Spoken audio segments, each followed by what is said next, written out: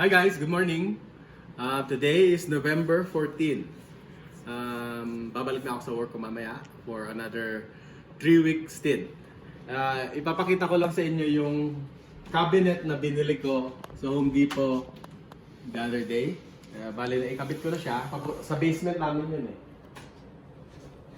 Come on guys, papakita ko sa inyo yung basement namin. Under construction kasi siya.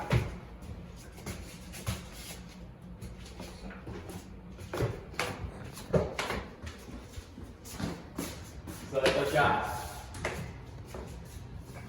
Ito yung cabinetry na binili ko sa Home Depot noong nakaraan.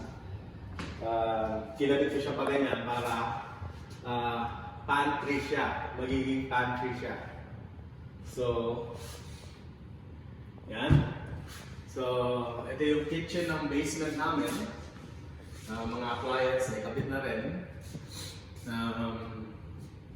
Yun. Medyo kulang kasi yung cabinetry. Kaya dinagdag ko yan. So, ito yung yan. Yan yung corner cabinet. Then, ito yung washroom. Tapos na rin yung washroom. May mga nilagay akong note sa contractor namin. Kasi aalis ako ngayon, hindi ko na siya yan. Yan na yung yung kailangan niya lang linisin yung grout. Yung tiles. And yun. Yung bedroom.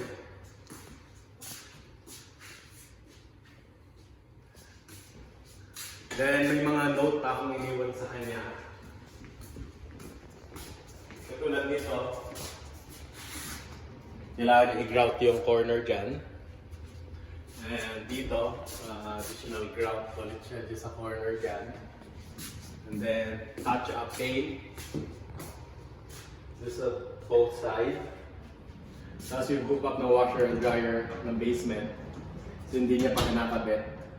Kailangan para ma-finalize na at finish na. At babayaran ko na siya.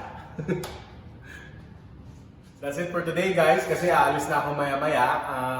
Comment down below if you want a complete house tour.